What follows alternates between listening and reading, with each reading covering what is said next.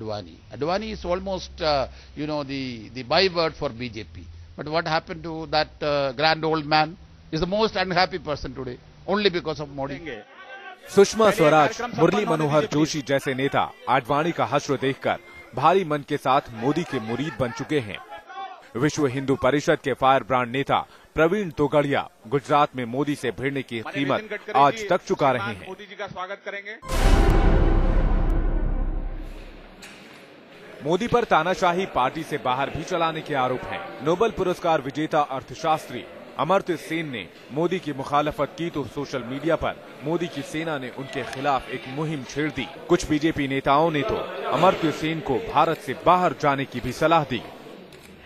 मोदी पर तानाशाही के ताजा आरोप जाने माने लेखक और ज्ञानपीठ पुरस्कार से सम्मानित अनंत मूर्ति ने भी लगाए हैं। अनंत मूर्ति ने सिर्फ इतना कहा कि वो उस देश में नहीं रहना चाहते जहां के पीएम मोदी हों, और इसी बयान के बाद वो मोदी आर्मी के निशाने पर आ गए। I have already seen the threat. I said that now every Facebook and a newspaper full of abuse of me. I have been critical of Indira Gandhi and Nehru. Nobody abused me like that.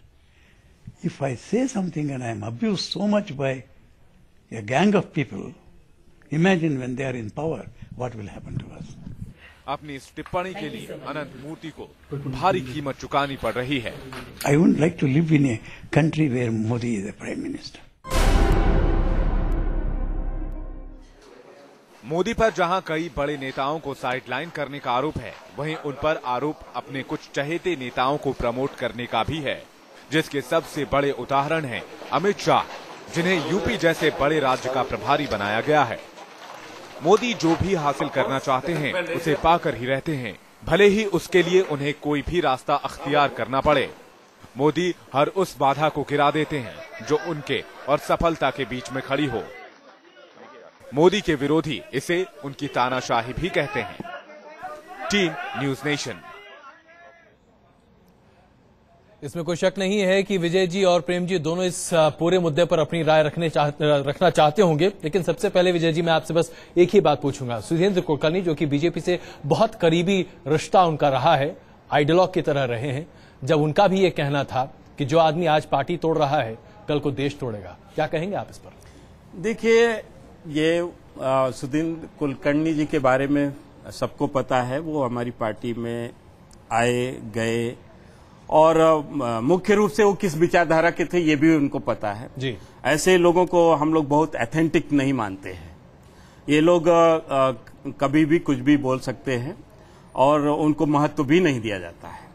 लेकिन जहां तक मोदी जी की बात है, उनके वैचारिक दृढ़ता को और उनके राजनीतिक क्षेत्र में जो उनकी सोच है, इसको आज पूरा देश देख रहा है।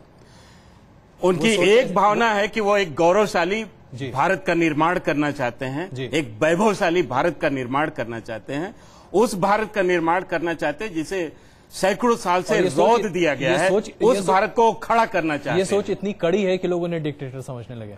नहीं, ऐसी बात नहीं है। हम दृढ़ता से कह रहे हैं जी। उनके बारे में यह एक बात है। अगर इसको डिक्टेटरशिप की बात करते हैं तो ऐसी बात नहीं होनी चाहिए। मैं विनम्रता से भी कह सकता हूं कि आज देश में मोदी जैसे नेता की आवश्यकता है, क्योंकि देश की दुर्दशा हुई है।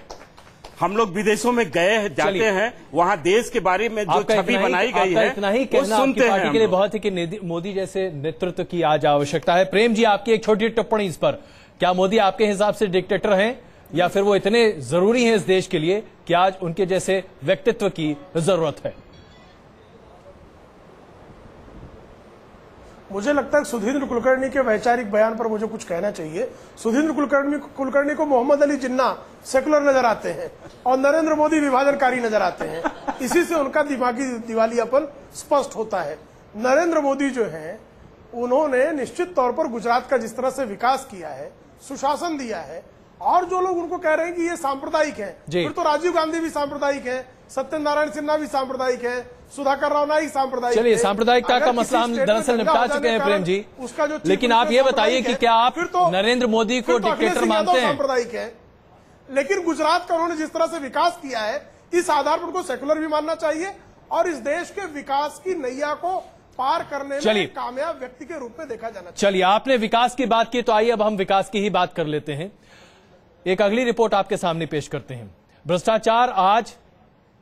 भ्रष्टाचार आज एक वाकई में बहुत ही बड़ा मसला बनता हुआ दिखाई दे रहा है। चलिए, समय हमारे पास कम है इसलिए हम रिपोर्ट नहीं दिखाते हैं, आइए सीधे चर्चा पर निकलते हैं। क्या वाकई में भ्रष्टाचार पर नकेल कस सकते हैं नरेंद्र मोदी? क्या वाकई में इतनी कुव्वत दिखा सकते हैं वो? राहुल जी, मैं समझता हूं कि वो कम से कम इस मामले में मुझे लगता है कि वो दूसरे हमारे नेताओं की तुलना में ज्यादा प्रभावी साबित हो सकते हैं। उन्होंने पहली बात तो ये कि उन्होंने परिवारवाद नहीं फैलाया है और अपने को उससे काफी दूर रखा है।